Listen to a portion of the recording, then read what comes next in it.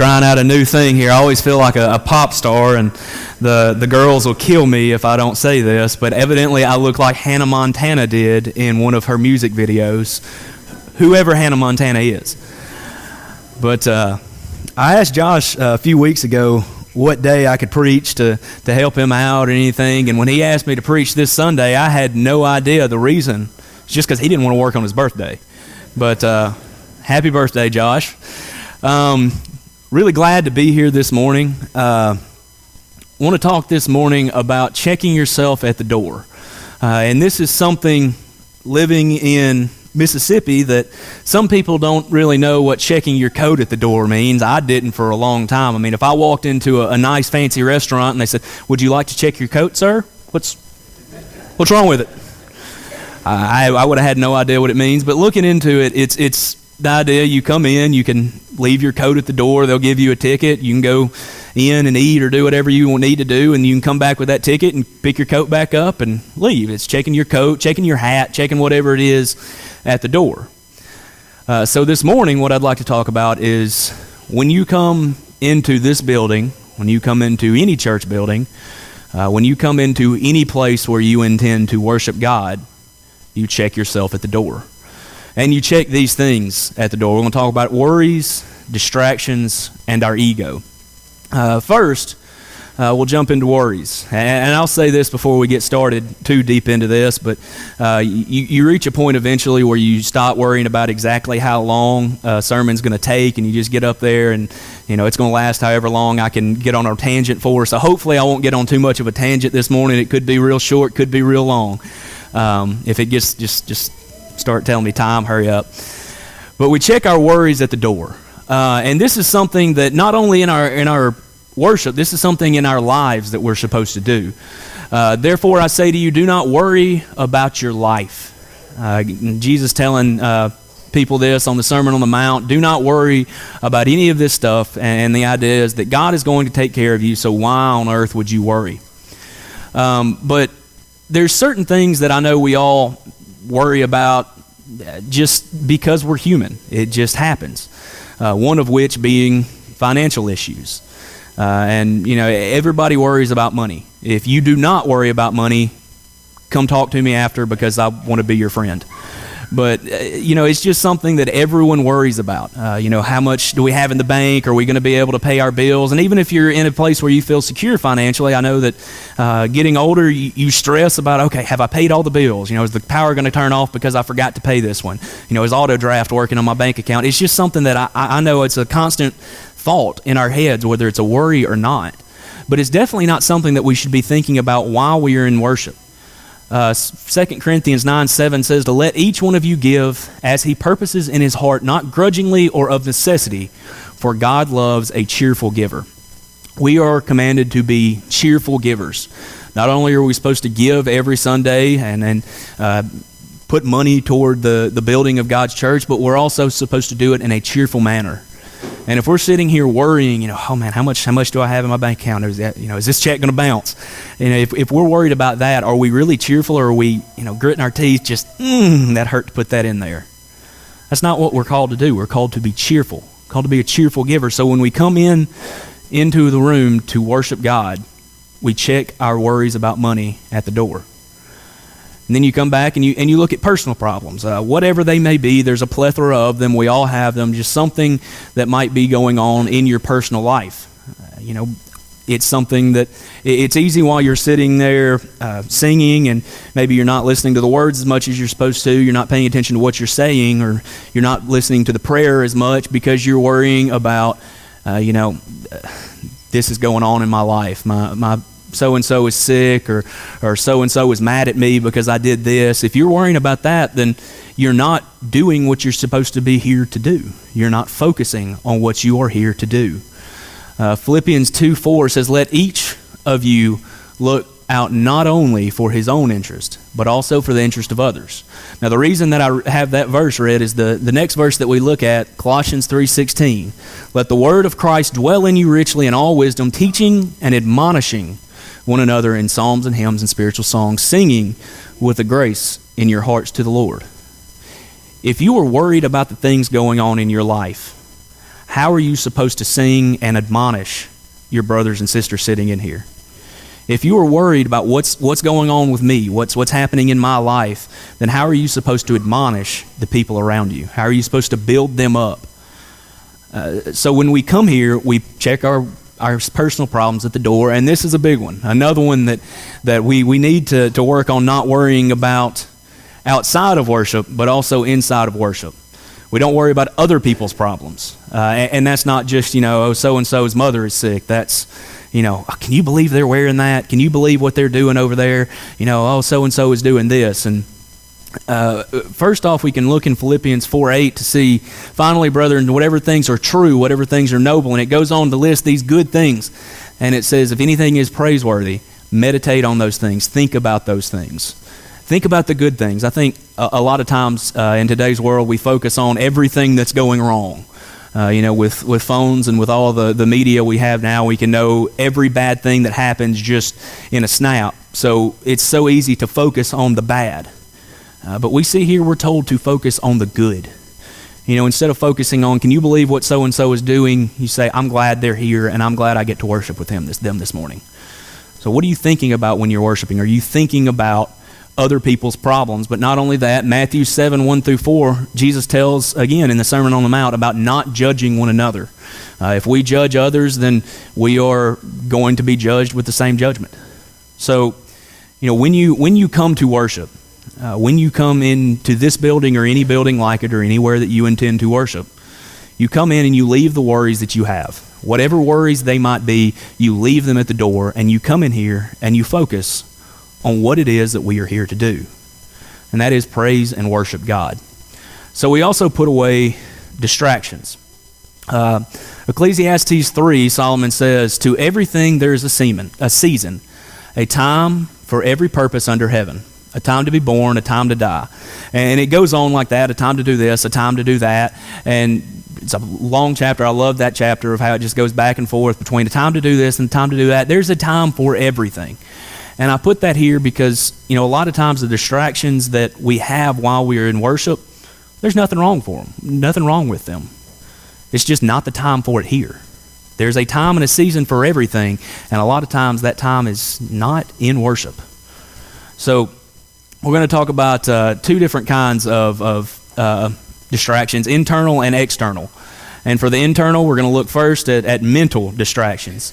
The game this afternoon. And that's one of those things. There's nothing wrong with being excited to watch a game. I know I stayed up last night watching LSU and A&M play into the middle of the night, so probably should have been asleep. But the game this afternoon, there's nothing wrong with thinking about the football game that's coming on. But this is not the time to do it. If you have your mind on that, then your mind is not on Christ. It's not on the sacrifice that He made when you're taking the communion. It's not on the songs that we are singing. It's not on the words that are being prayed. That nap that you're going to take, I know that's a pretty common thing to think about on a Sunday afternoon. Man, I'm going to get to go home. That nap's going to be so good. What you're eating for lunch, maybe what you've got to prepare for lunch, or whatever you're doing that afternoon. Whatever your afternoon activity is, it can be so easy to look forward to that. And when you look forward to what you're going to do, you're not thinking about what you're doing in the moment. So all of that stuff, all of those distractions, you check those at the door. But there's also physical distractions, and I think we all have felt these before while we're in church. You get really hungry, and even the person next to you can hear your belly growling, or you get really tired, and everybody in the church can hear you snoring. Thank you, some of the people, for laughing at that. But with this, we get hungry and we get tired. That's just regular human nature. So how do you find an answer for that? Well, it's really simple. You prepare for worship. You go to sleep the night before. And like I said, I stayed up last night watching the football game. Probably shouldn't have done that. Probably should have been asleep preparing to worship God this morning. And I did. I ate a pack of nabs this morning because, I am too lazy to make myself breakfast. So I ate nabs to keep myself from getting too hungry while I'm in service. And Paul talks about how people were taking the Lord's Supper as a regular meal. So, you come in, it's like, man, this cracker's going to tide me over. And that's a little bit of a funny idea. But at the same time, if you're worried about how hungry you are, you're worried about your stomach growling, then you're not thinking about what you need to be thinking of. So a lot of people look at that and think, prepare for worship. That just seems like a really extreme thing to do. That just seems like a Bible thumper, crazy, what people just judge a cult kind of stuff. And you know what? However people look at it, it doesn't matter. We need to prepare for what we are doing here. You look in the Old Testament, the tabernacle here. When you look at all the things that they did to prepare just the tabernacle, just the place where they go to worship, it is insane. And then when you look at what they did every single time that they went in to cleanse themselves to where they could be in the presence of God, it is astronomically more than what we do today to get prepared for worship. So you want to talk about getting prepared for worship. These guys did it in the old law. All we got to do is show up.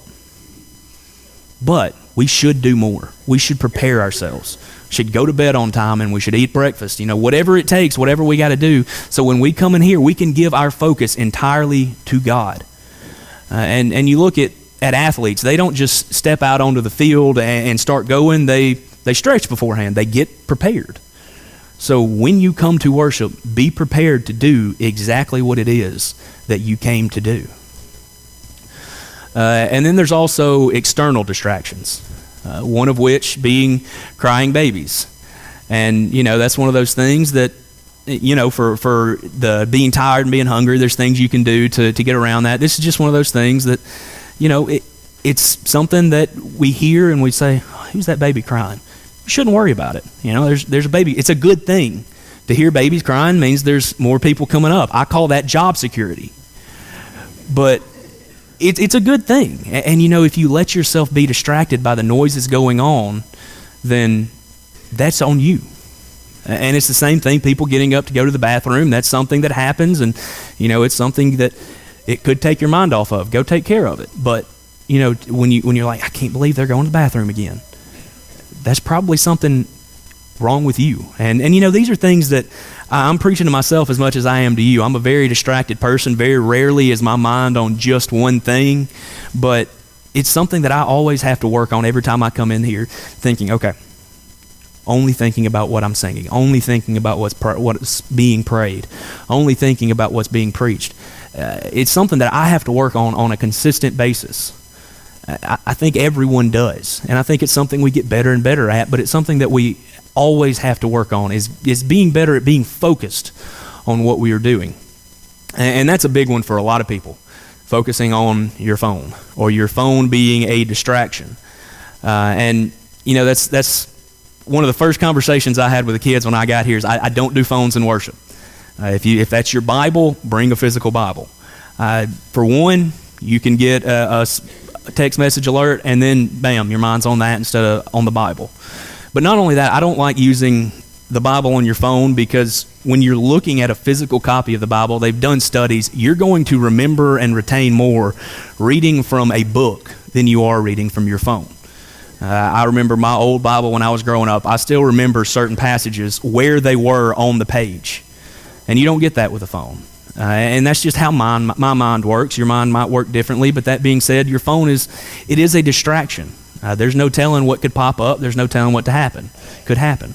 Now, there are some people who their job or the situation that they are in, they need to have their phone on. They need to know what's going on. But if that is you, if that is the case for you, then it's just one of those things that you have to work very hard to not let that be a distraction.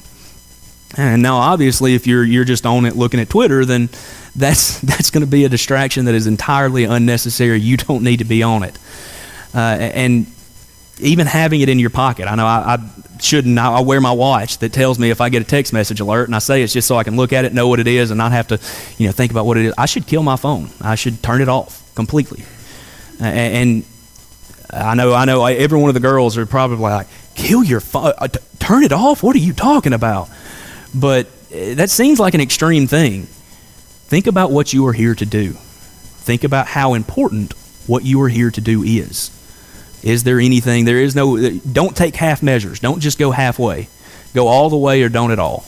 The Bible talks about being lukewarm, how God will spew you back out of his mouth. Don't be lukewarm. Go all the way. And then this is a big one. Anger. And we even see Jesus talk about this in Mark 11.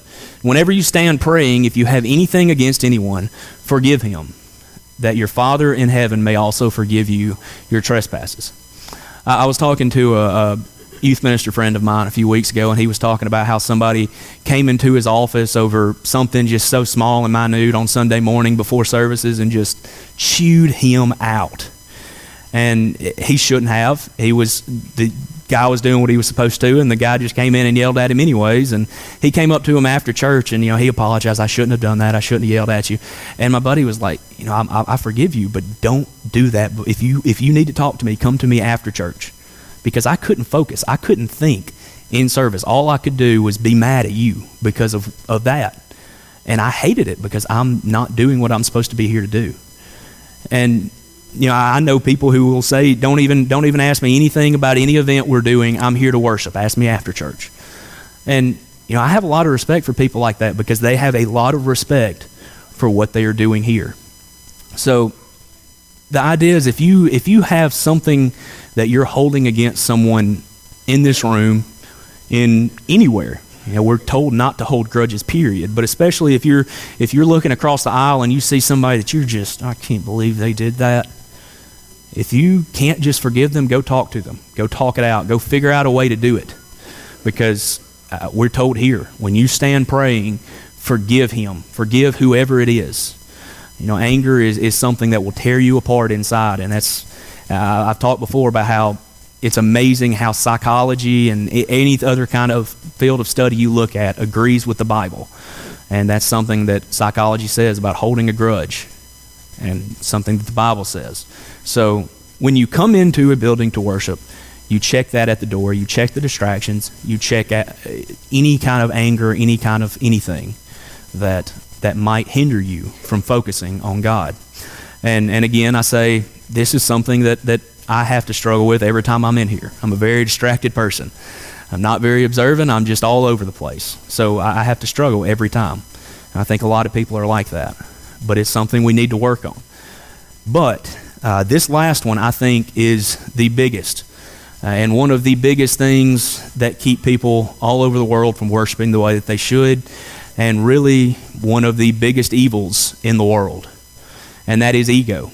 What I like to look at first is a couple of verses that we see in the Old Testament mostly, two in the Old, two in the New, where it talks about when people interacted with God. The first one we see in Exodus when Moses sees the burning bush, and then he said, "Do not draw near this place." And this is God talking. "Take off your sandals, for the place where you stand is holy ground." And moreover, he said, "I am the God of your father, the God of Abraham, the God of Isaac, the God of Jacob." And Moses hid his face, and he was afraid to look upon God. He was in the presence of a burning bush that God was speaking through, and he was told to take off your shoes, and he hid his face. You look in Isaiah 6, 1 through 5. "In the year of the King Uzzah died, I saw the Lord sitting on his throne high and lifted up, and the train of his robe filled the temple. Above it stood seraphim. Each one had 6 wings. With 2 he covered his face, and with 2 he covered his feet, and with 2 he flew. And one cried to another and said, 'Holy, holy, holy is the Lord of hosts. The whole earth is full of his glory.'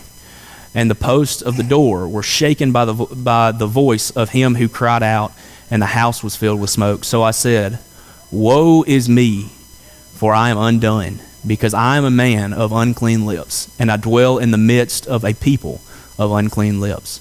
For my eyes have seen the King, the Lord of hosts.'"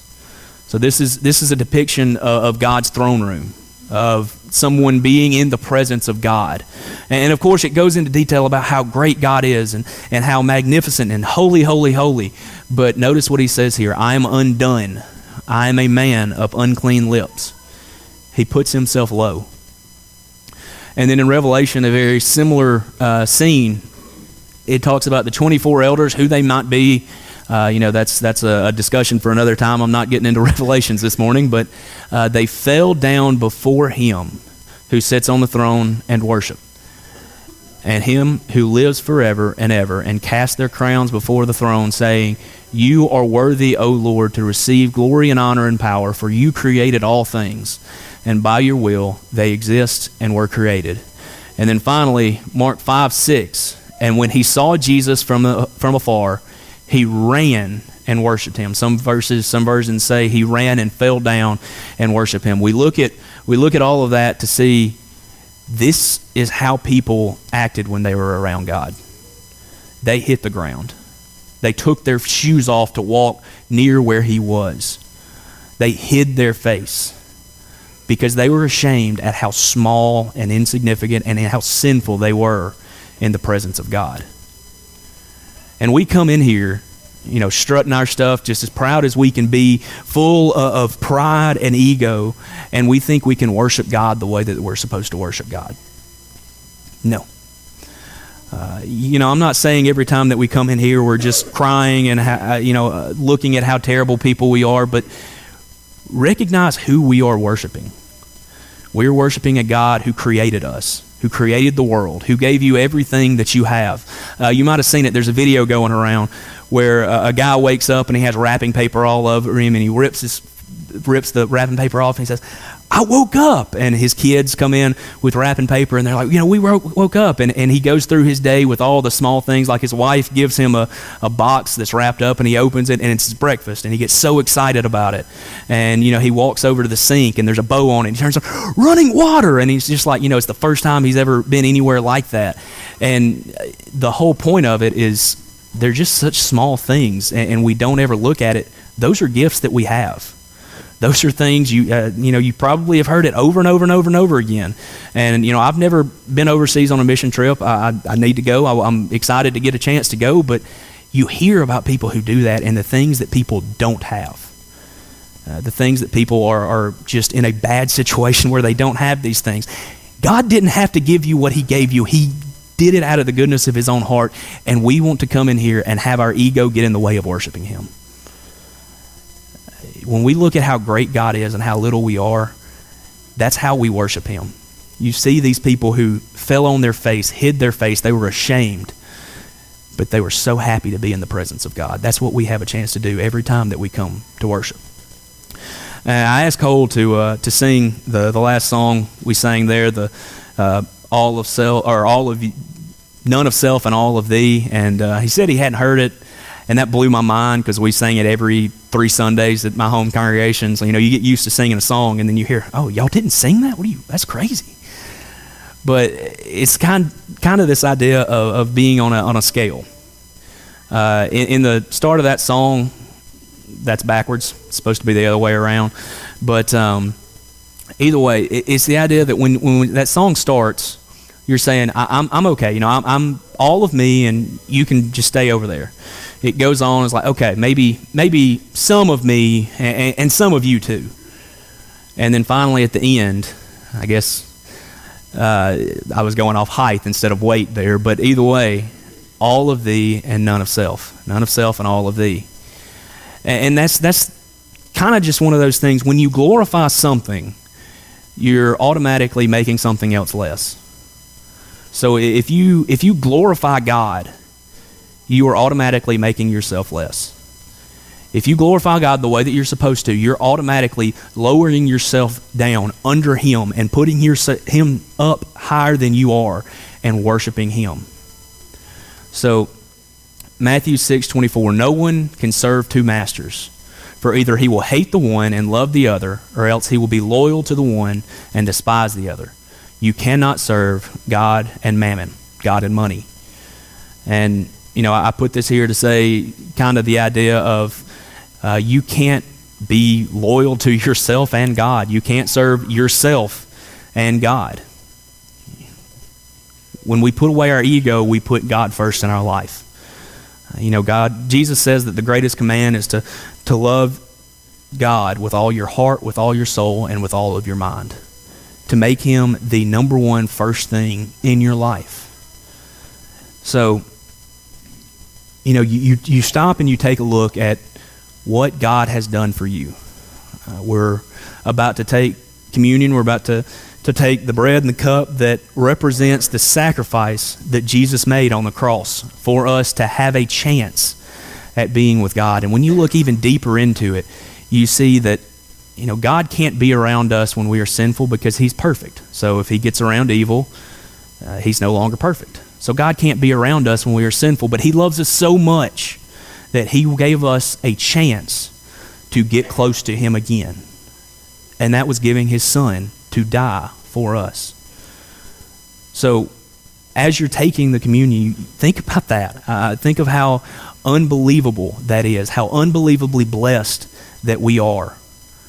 And right now, check it right now.